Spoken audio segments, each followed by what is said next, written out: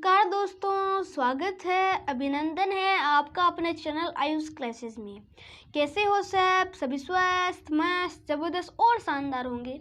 तो साथियों, आज हम पढ़ने वाले हैं सूक्ष्म जीव मित्र एवं शत्रु का चौथा वीडियो, जिस पाठ का नाम है सूक्ष्म जीव मित्र एवं शत्रु। और आज हम क्या पढ़ने वाले हैं? आज हम नाइट्रोजन स्थिरीकरण और नाइट्रोजन चक्र तथा इसके प्रश्नोत्तर करने वाले हैं। सबसे पहले देखते हैं नाइट्रोजन स्थिरीकरण किसे कहते हैं। नाइट्रोजन स्थिरीकरण की परिभाषा है, लेग्यूम पौधे यानी दलहनी पौधे जैसे सेव, मटर आदि की ग्रंथिकाओं है ना, जो जड़ें हैं, उनकी ग्रंथिकाओं में कौन पाया जाता है? राइजोबियम जीवाणु पाया जाता है या राइजोबियम बैक्टीरिया पाया जाता है। यह जीवाणु सहजीवी के रूप में पौधों की जड़ों में पाया जाता है। सहजीवी यानी हमने कक्षा 7 पे पढ़ा है, और अगर आपने नहीं पढ़ा है तो हमारे ऊपर साइंस की प्लेलिस्ट यानी आई बटन है, इसमें क्लिक करके देख लीजिए। तो यह सहजीवी के रूप में पौधों की जड़ों की ग्रंथिकाओं में पाया जाता है। हमारे वायुमंडल में नाइट्रोजन की कुल मात्रा स्थिर रहती है। क्यों रहती है? क्यों रहती है, यह प्रश्न उठता है। क्योंकि पौधे है उसका नाइट्रोजन उपयोग करते हैं। तो स्थिर क्यों रहती है? तो तड़ित के द्वारा भी नाइट्रोजन स्थिरीकरण होता है, यानी तड़ित यानी बिजली के द्वारा नाइट्रोजन स्थिरीकरण होता है। तो हमारे वायुमंडल में 78% नाइट्रोजन गैस पाई जाती है। अब है नाइट्रोजन चक्र। अब हम इसमें पढ़ेंगे कि हमारे वायुमंडल में नाइट्रोजन की मात्रा स्थिर कैसे रहती है। तो नाइट्रोजन चक्र में है, जीवाणु तथा नील हरित शैवाल वायुमंडल में नाइट्रोजन को लेकर नाइट्रेट में बदल देते हैं। जो जीवाणु है और नील हरित शैवाल है, यानी बैक्टीरिया या राइजोबियम बैक्टीरिया और नील हरित शैवाल। एक बात हमेशा याद रखना, जो नील हरित शैवाल है वह शैवाल नहीं है, वह एक जीवाणु है। यह नील हरित शैवाल, इसका नाम ही नील हरित शैवाल है, पर यह जीवाणु है, शैवाल नहीं है। तो यह वायुमंडल में से नाइट्रोजन को नाइट्रेट में बदल देता है। क्यों बदलता है? क्योंकि पौधे उसका उपयोग नहीं कर सकते। क्यों? क्योंकि पौधों को उपयोग करने के लिए वह जल में घुलनशील होने चाहिए, पर यह नाइट्रोजन जल में घुलनशील नहीं होती है, इसलिए नाइट्रेट में बदल देते हैं, और इसे ही क्या कहते हैं? नाइट्रोजन स्थिरीकरण। अब पौधों की जड़ें, अब हमने पढ़ा था स्थिर रहती है। क्यों रहती है? पौधों की जड़ें इस नाइट्रोजन का उपयोग करके प्रोटीन और नाइट्रोजन के यौगिक बनाते हैं। यानी पौधों की जड़ें हैं वह इस नाइट्रोजन का उपयोग करती है, अपने चना मटर आदि बनाने में उपयोग करती है। तो यह क्या बनाती है? प्रोटीन, यानी चना मटर इनमें प्रोटीन पाया जाता है और नाइट्रोजन के यौगिक बनाती है। पौधों के द्वारा यह प्रोटीन एवं नाइट्रोजन की यौगिक है, यानी पौधों के द्वारा यह नाइट्रोजन और नाइट्रोजन के यौगिक जंतुओं के शरीर में पहुंचते हैं। कैसे पहुंचते हैं? हम चना मटर खाते हैं तो उसके द्वारा हमारे शरीर में पहुंचते हैं। हमारे उत्सर्जन तथा मृत्यु के पश्चात नाइट्रोजन अपशिष्ट से पुनः जीवाणु और कवक नाइट्रोजन को यौगिक बनाते हैं। यानी हम उत्सर्जन और जीवन की मृत्यु के पश्चात नाइट्रोजन अपशिष्ट होता है, यानी शरीर में नाइट्रोजन होता है, उसका पुनः जीवाणु क्या बनाते हैं? पुनः जीवाणु और कवक नाइट्रोजन के यौगिक बनाते हैं। अब हम दोबारा पढ़ लेते हैं कि नाइट्रोजन या नाइट्रोजन चक्र किसे कहते हैं। सबसे पहले है ऊपर वायुमंडलीय नाइट्रोजन। तो उसका क्या करेंगे? वायुमंडलीय नाइट्रोजन का जीवाणु एवं नील हरित शैवाल द्वारा स्थिरीकरण होगा, यानी जीवाणु और नील हरित शैवाल नाइट्रोजन स्थिरीकरण करेंगे। जीवाणु द्वारा स्थिर नाइट्रोजन के नाइट्रोजन यौगिक में परिवर्तन होगा। उसके बाद में वह क्या बनेगा? मिट्टी में उपस्थित नाइट्रोजन के यौगिक। कभी कभी यह तड़ित द्वारा नाइट्रोजन स्थिरीकरण भी होता है। अब मिट्टी में उपस्थित नाइट्रोजन के यौगिक हो गए, तो इनमें पौधों के द्वारा अवशोषण होगा। उसके बाद जंतु द्वारा पौधों को खाना होगा, यानी मनुष्य द्वारा और जंतुओं द्वारा पौधों को खाना। उत्सर्जन एवं जीवों की मृत्यु के पश्चात उत्पन्न नाइट्रोजन अपशिष्ट यानी वापस नाइट्रोजन के यौगिक बन जाएंगे। उसके बाद नाइट्रोजन के यौगिक है, जीवाणु द्वारा नाइट्रोजन यौगिक का गैस या नाइट्रोजन में परिवर्तन हो गया। उसके बाद हमारी वायुमंडलीय नाइट्रोजन आ गया। तो इस प्रक्रिया को क्या कहते हैं? नाइट्रोजन चक्र।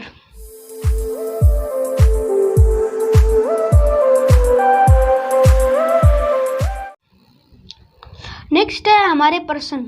तो प्रश्न देखते हैं। पहला प्रश्न क्या है?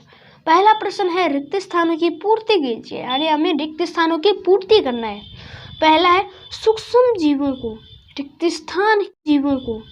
स्थान की सहायता से देखा जा सकता है। यानी सूक्ष्म जीवों को कैसे देखा जा सकता है, किसकी सहायता से देखा जा सकता है?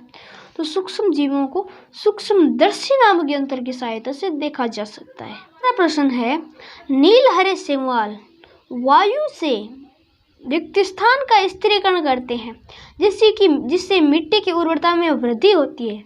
तो हमने इस प्रश्न का उत्तर अभी पढ़ा है कि नील हरे शैवाल वायु से क्या लेते हैं, नाइट्रोजन का स्थिरीकरण करते हैं जिससे मिट्टी की उर्वरता बनती है, यानी मिट्टी में उर्वरता बढ़ती है। हमने पहले पार्ट में पढ़ा था उर्वरता किसे कहते हैं।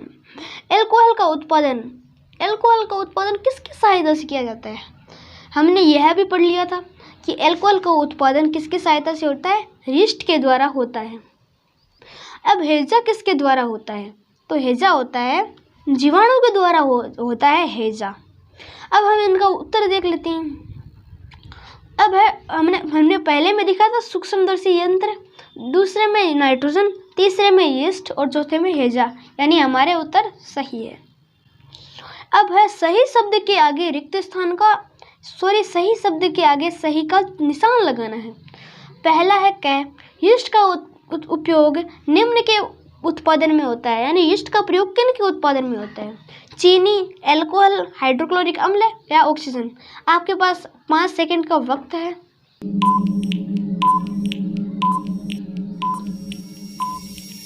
तो इसका सही उत्तर होगा अल्कोहल के उत्पादन में होता है। सेकंड है निम्न में से कौन सा प्रतिजैविक है, यानी प्रतिजैविक कौन सा है इसमें? सोडियम बाइकार्बोनेट, स्ट्रेप्टोमाइसिन, अल्कोहल या यीस्ट।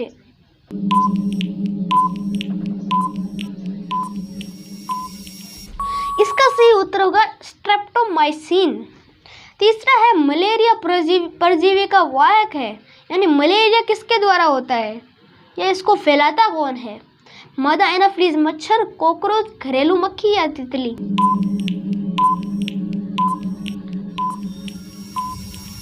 इसका सही उत्तर होगा मादा एनाफिलीज मच्छर। गया है संसदीय रोगों का सबसे मुख्य कारक है, चींटी, घरेलू मक्खी, ड्रैगन मक्खी या मकड़ी।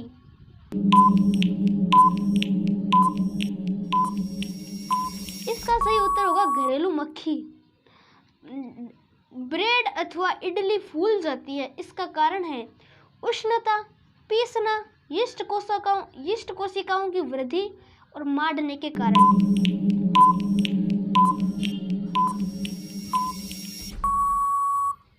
इसका सही उत्तर होगा यीस्ट कोशिकाओं की वृद्धि। नेक्स्ट है चीनी को अल्कोहल में परिवर्तित करने का प्रक्रम क्या कहलाता है? नाइट्रोजन स्थिरीकरण, मोल्डिंग, किण्वन या संक्रमण।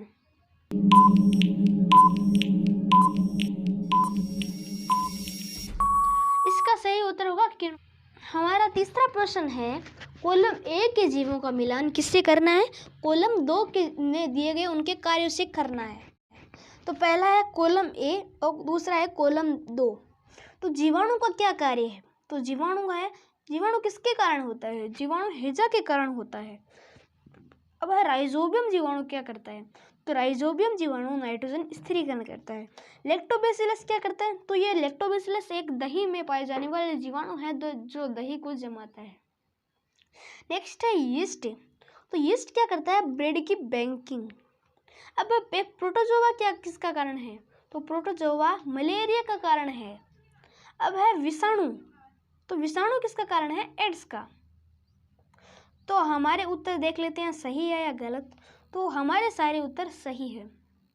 नेक्स्ट है क्या सूक्ष्म जीव बिना यंत्र की सहायता से देखे जा सकते हैं? यदि नहीं तो वे कैसे देखे जा सकते हैं? तो सूक्ष्म जीव है वह बिना यंत्र की सहायता से नहीं देखे जा सकते। यदि वह किससे देखे जा सकते हैं? वह सूक्ष्मदर्शी नामक यंत्र की सहायता से देखे जा सकते हैं, क्योंकि वह बहुत छोटे होते हैं। सूक्ष्म जीवों को नग्न आंखों की सहायता से नहीं देखा जा सकता, क्योंकि वह बहुत सूक्ष्म होते हैं। उन्हें देखने के लिए सूक्ष्मदर्शी का उपयोग किया जाता है। नेक्स्ट है सूक्ष्म जीवों के मुख्य वर्ग कौन कौन से हैं। तो हमने सूक्ष्म जीवों के वर्ग पढ़े हैं। तो सूक्ष्म जीवों के मुख्य वर्ग निम्नलिखित है। जीवाणु, कवक, प्रोटोजोआ एवं कुछ शैवाल, विषाणु भिन्न प्रकार के सूक्ष्म जीव होते हैं। तो हमारे पार्ट में कितने आए हैं? जीवाणु, कवक, प्रोटोजोआ एवं कुछ शैवाल, और विषाणु है वह भिन्न प्रकार का सूक्ष्म जीव होता है। नेक्स्ट है वायुमंडलीय नाइट्रोजन का मिट्टी में स्थिरीकरण करने वाले सूक्ष्म जीवों का नाम लिखना है। यानी नाइट्रोजन से हमारे नाइट्रोजन का स्थिरीकरण करने वाले जीवाणु नाम है राइजोबियम जीवाणु। 7वां प्रश्न है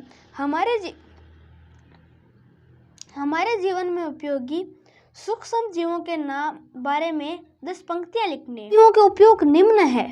पहला है लैक्टोबैसिलस जीवाणु दूध को दही में परिवर्तित कर देता है। यानी जो लैक्टोबैसिलस जीवाणु है वह दूध को दही में परिवर्तित कर देता है। जीवाणु पनीर बनाने में मदद करते हैं। एसिटोबैक्टर एसिटी अल्कोहल से एसिटिक अम्ल बनाने में मदद करते हैं। यहाँ पर यीस्ट होगा, लिस्ट नहीं होगा। यीस्ट का प्रयोग शराब व अल्कोहल के औद्योगिक उत्पाद में किया जाता है।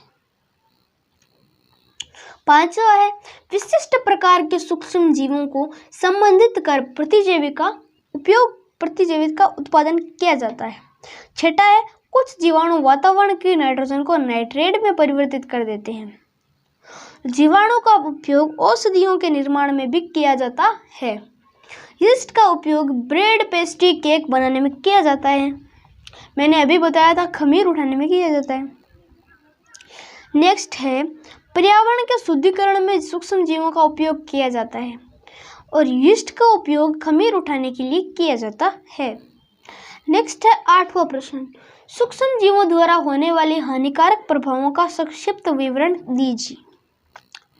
तो सूक्ष्म जीवों द्वारा हानिकारक प्रभाव है बहुत सारे सूक्ष्म जीव रोग फैलाते हैं। यानी बहुत सारे सूक्ष्म जीव होते हैं जो रोग फैलाते हैं। साधारण रोग जैसे कि जुकाम, फ्लू तथा साधारण खांसी किससे होते हैं? विषाणु जनित रोग है, यानी विषाणु से होते हैं। खतरनाक रोग जैसे कि खसरा, पोलियो आदि भी किससे होते हैं? विषाणु के द्वारा होते हैं।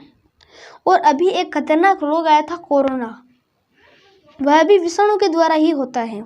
अतिसार तथा मलेरिया प्रोटोजोआ के द्वारा होता है। यानी अतिसार जो रोग है और मलेरिया रोग है वह भी प्रोटोजोआ के द्वारा होता है। टाइफाइड तथा क्षय रोग किससे होता है? जीवाणु द्वारा होता है। क्षय रोग को हम टीबी भी कह सकते हैं। 6वां है पशुओं में होने वाला खुर तथा मुंह का रोग, यानी खुर पक्का और मुंह पक्का का रोग किससे होता है? विषाणु के द्वारा। एंथ्रेक्स रोग मनुष्य तथा मवेशियों में होने वाला विषाणु जनित रोग है। हमें यह कौन सी क्लास में पढ़ा था? 7वें क्लास में। कुछ सूक्ष्म जीव खाद्य निषेकता भी करते हैं। अब प्रतिजैविक किसे कहते हैं? यह हमारे इस पाठ का अंतिम प्रश्न है। प्रतिजैविक क्या है? प्रतिजैविक लेते समय कौन सी सावधानियां रखनी चाहिए? तो प्रतिजैविक एक प्रकार की औषधि है। यह हम इसे कहते हैं जीवाणु से यह लड़ती है। ऐसे रासायनिक पदार्थ जो रोगकारक सूक्ष्म जीवों को नष्ट कर देते हैं या उनकी वृद्धि को रोक देते हैं क्या कहलाते हैं? प्रतिजैविक कहलाते हैं। प्रतिजैविक का प्रयोग चिकित्सक की सलाह पर ही करना चाहिए और दवा का कोर्स भी पूरा करना चाहिए। मुझे उम्मीद है कि आज आपको हमारा वीडियो अच्छा लगा होगा। अगर आपको हमारा वीडियो अच्छा लगा है तो लाइक कर दीजिए और सब्सक्राइब का बटन दबाकर उस घंटी वाले निशान को दबा दीजिए। मिलते हैं हमारे अगले वीडियो में। पहले पार्ट यानी फसल उत्पादन और प्रबंध और दूसरे पार्ट सूक्ष्म जीव मित्र एवं शत्रु के वस्तुनिष्ठ प्रश्न यानी ABCD वाले प्रश्न लेकर। तब तक के लिए खुश रहिए, मस्त रहिए। जय हिंद, जय भारत।